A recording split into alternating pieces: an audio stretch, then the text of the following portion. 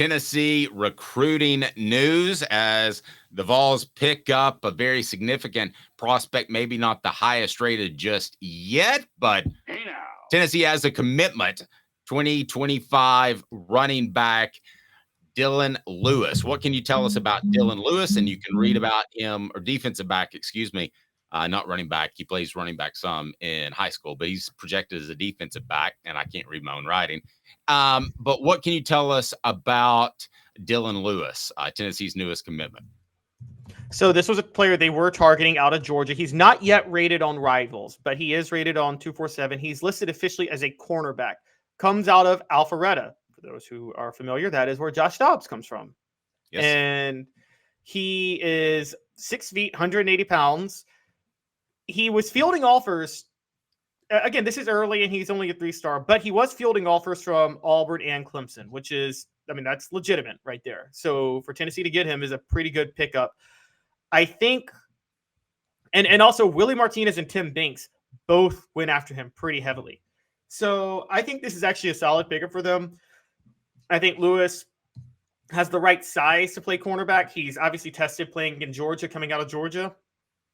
And in terms of a scouting report, he ran track at the prep level, posted a 12.27 in the 100-meter dash in 2022. And you would expect him to be a lot faster in 2023 going into 2024 and 2025, because again, he was he would have been a freshman in 2022. So you have to give him a lot of credit for that. LSU also targeted him for a little while, but he only took an unofficial visit there. Clemson and Tennessee were targeting him, I believe, the heaviest. So this is basically Tennessee beating out Clemson, which I think that's the headline of this, because I said this was a trend after the Orange Bowl last year. If Tennessee wants to return to prominence, they have to keep beating out Clemson for recruits. And even though this is just a 3-star, they beat Clemson out for a recruit, and that's a big deal. There you go. All right, some recruiting news as it is time for 4 downs. We tell you about the newest commit, but we've got more than that. What should people do if they want to follow recruiting with Caleb Giroux? Absolutely knocking out content, and he's Caleb Calhoun. Cooper, what should they do? Cooper Mays here. Hit like and subscribe. Thank you very much for that, Coop. Let's go ahead and get to 4 downs. And today it is brought to you by our friends at Zen Sports. I'll tell you more about them, but just let me go ahead and tell you, you need to download the app. 4 downs is now. 4 downs. 4 questions. 4 answers. The Dave Hooker Show. 4 downs. A presentation of offthehooksports.com. All right, so let's take a look at a couple of guys, and then we'll give you our thoughts on the overall state of Tennessee's 2024 class. Daniel Hill falls in the top 3 for Daniel Hill. Tell us something about that 4-star prospect, and being in the top 3 is pretty big. Yeah, being in the top 3 for Daniel Hill is huge. I mean, this is a Mississippi kid, and Tennessee's fending off South Carolina and Alabama for him. Now, funny enough, there's a couple of connections, because, Dave, you'll love this, Montario Hardesty is the one recruiting Daniel Hill at South Carolina. And Robert Gillespie, who was an assistant at Tennessee for a while, is the one recruiting him at Alabama. So Tennessee has a good bit to fend off to try to get Daniel Hill. However, they are in good position. Blowing out South Carolina 2 weeks ago was a huge deal for them in trying to land him. That can't be understated. And I mean, you talk about his size, 6'1", 231, and that's a heck of a size. So I think Daniel Hill, 4-star across the board. Now, crystal ball projections still have South Carolina in the lead, but I do think Tennessee will continue to. If South Carolina falls apart as a program down the stretch, then that's going to change. I'm just going to tell you that right now. And I don't know, Dave. It's funny. If you're Tennessee, I got a question. This is a quick question for you. Florida, you need them to lose another game if you're going to hypothetically win the East. If you're Tennessee, do you root for South Carolina this weekend against Florida because of that? Or do you root for Florida because you need to beat South Carolina in recruiting for people like Daniel Hill? I would go with the latter. You? I'd go with the latter because Florida's going to lose somewhere else, aren't they? They're not going to run the table in the SEC. No, I don't think they are. All right, what down was that, Coop? That was Coop here. First down. All right, now we're going to move forward as we're moving the chains, playing tempo here. What down, Coop? Cooper Mays here. Second down. All right, so we talked some Daniel Hill. Second down is George McIntyre. Listen, a quarterback that it appears Tennessee and Alabama are in competition for the in-state 5-star George McIntyre, who looks like a fantastic prospect. I go back to what Peyton Manning said, and when he was recruited, he didn't mind coming in and competing with 8 other quarterbacks. He didn't say that. I'm paraphrasing and exaggerating. He'd come in and compete with anybody in his class. He did not want to compete with somebody that had a year head start. So does that hurt Tennessee having Nico in the fold with McIntyre? Should it? How does the transfer portal affect that? Well, we'll discuss. And it's brought to you by Zen Sports, the new sports book in Tennessee, revolutionizing the way you earn sports betting rewards. That means no more deposit bonuses that turn into deposit nightmares on Zen Sports. What you see is what you get. And with their cash rewards program, you get a lot of cash. For a welcome bonus, earn an unlimited 5% cash back on your betting volume for your first 15 days when you sign up with the promo code HOOKED. Hooked. Download the app. Do it. That's right. Unlimited 5% cash back. Support our sponsors. We appreciate it. That's why we're here. Keep betting and keep earning with up to 3% cash back on your betting volume every month after that. And refer friends to earn a percentage of their betting volume as cash rewards too. Zen Sports bringing the cash back to Tennessee. So if you bet big on sports, you want to be betting on Zen Sports. Zen Sports betting just got better. Gambling problem, call 1-800-889-9789. That's 1-800-889-9789. Must be 21 and over and in Tennessee to bet. McIntyre looking at Alabama and Tennessee. How does that play into the earlier discussion that we've had about whether or not a guy named Nico gets playing time? If he doesn't play at all, I would think McIntyre would say, hey, I got a great chance to go in and win that job. If he plays and he plays well, I'm McIntyre and I'm saying, hey, I don't know that I can win that job. But now there's a transfer portal, so maybe I can go somewhere else. What all must be going through this young man's mind right now? And maybe more importantly for our listeners and our viewers, what does Tennessee have to do with a highly touted freshman quarterback on the roster to beat Alabama? Because that's 2 strikes against you in the recruiting game from the get. So I don't think they have to worry about the Nico situation, because I don't think Nico will be at Tennessee after 2025. And he's in the 2025 class, not the 2024 class. So he's 2 years behind Nico. So okay, but here's the discussion I was having with somebody about Walter Nolan, why he couldn't come back to Tennessee, and there are rumors that he wanted to transfer. Well, he's locked into NIL deals. So if McIntyre signs up to be a Vol, being at the quarterback position, you could find these guys being contractually obligated to get all of their money, especially if you backload contracts and you say you get paid more in the 3rd year. There could be financial incentive to stay. So I don't think it's as cut and dry. Let's just say, for instance, Nico said, I want to stay 5 years because I love the college experience, or 4 years because I love the college experience. Well, then, McIntyre would have to look at that. Do you honestly think those NIL deals are that ironclad, though? Because Nico could go first in the NFL draft and they could say, you have to pay us back the money. He's like, okay, I got NFL money now. I'll pay you that back easily. I mean, that's not that. Well, nobody's going to sign an NIL deal that requires them to stay past 3 years. But they could sign an NIL deal that is lucrative enough that if they enjoy college football, I mean, that was the thing that Peyton Manning did. He committed to Tennessee, or recommitted, you should say, came back for his senior year because finances weren't an issue. He didn't want to go to the Jets. That's why he came back. That's not the reason. That's the reason. Finances, that may have been the 3rd on the list. The first 2 were, they had plenty of cash. The Mannings have done all right.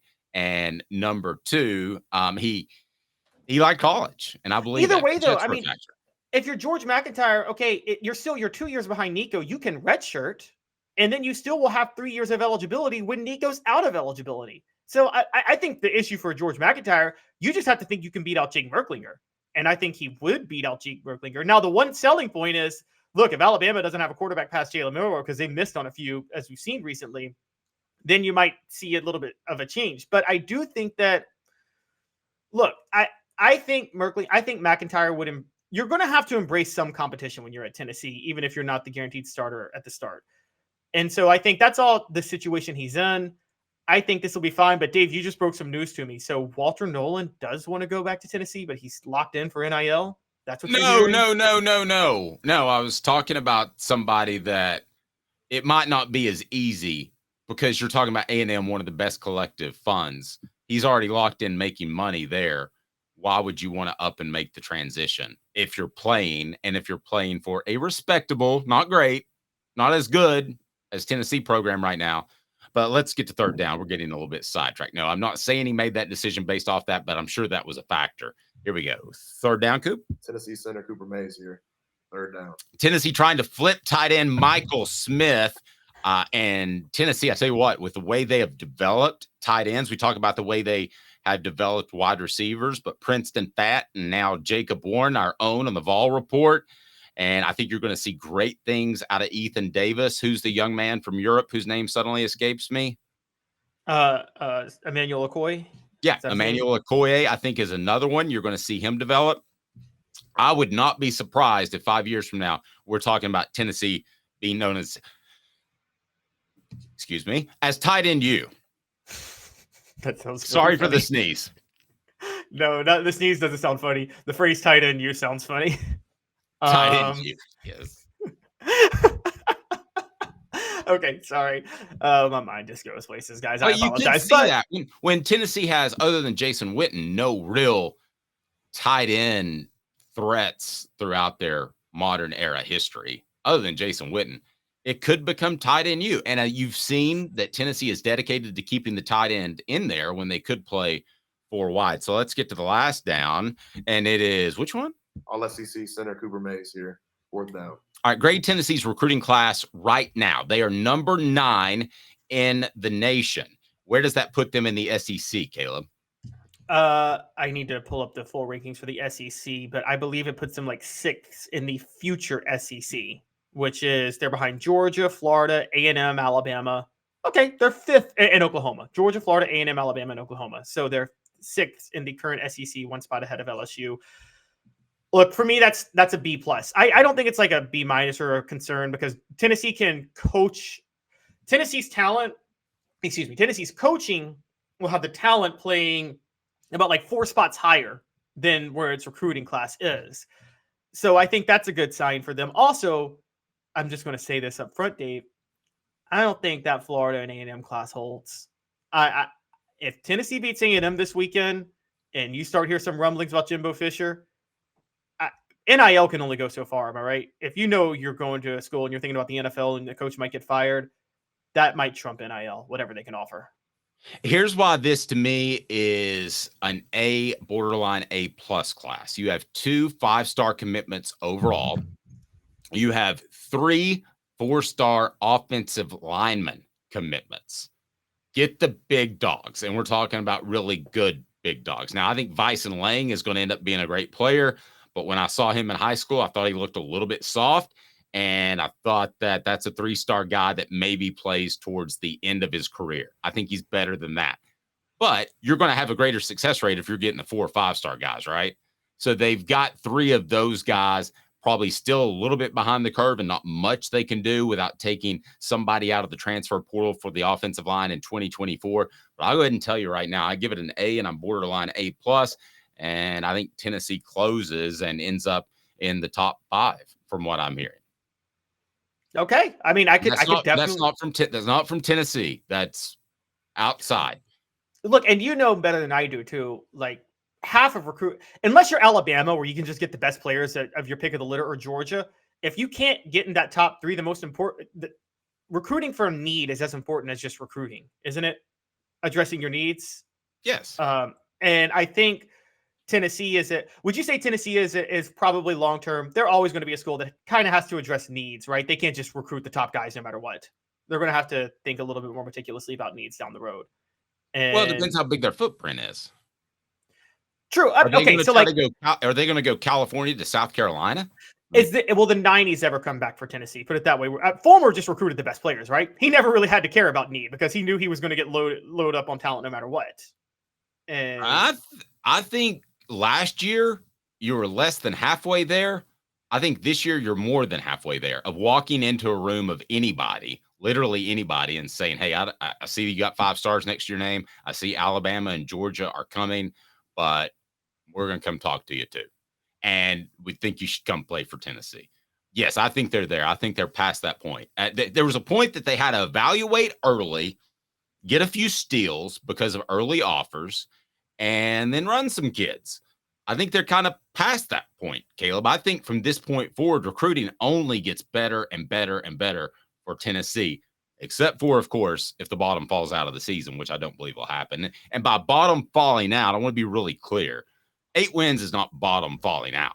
That's not how a prospect is going to view it. As a matter of fact, he'll view it as a trending up prospect with some need for immediate playing time. Caleb, that's how you'll spin that.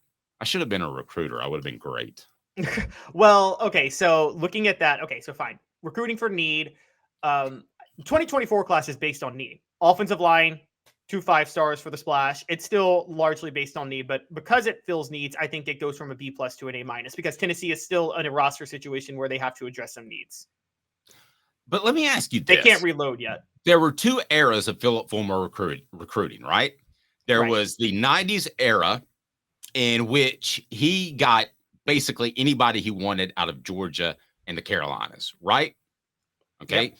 And then there was the next era where they pick up a guy named Arian Foster in Arizona, where they find a guy named Casey Clausen, and they go up and they get an Eric Ainge out of Oregon, and Tennessee widened its footprint. I think that the first one was better, but not by a lot. The second one, I think Tennessee is doing it right now. I don't think it's dominating Georgia or South Carolina like Tennessee in the 90s, but as far as the 2010s, when Philip Fulmer was still there before the wheels started to come off, I think Tennessee is there right now in recruiting. They can go out west and get a top quarterback. They're golden. But Tennessee had to be the problem with Philip Fulmer. We talk about discipline derailing the program. One of the reasons discipline derailed the program, because Mark Richt was at Georgia and Alabama and South Carolina had shored up, Philip Fulmer couldn't be as particular about character when he recruited guys in that second leg. He had to be he had to have a little bit longer of a leash. Now, he wasn't Lane Kiffin in 2009. It was like, I don't care about a player's background. I'll take him in a heartbeat. But I think in the 90s, he could be a little more specific. Like, I think Fulmer looked past baggage in the 2000s because he knew that he was going to have more competition with Georgia.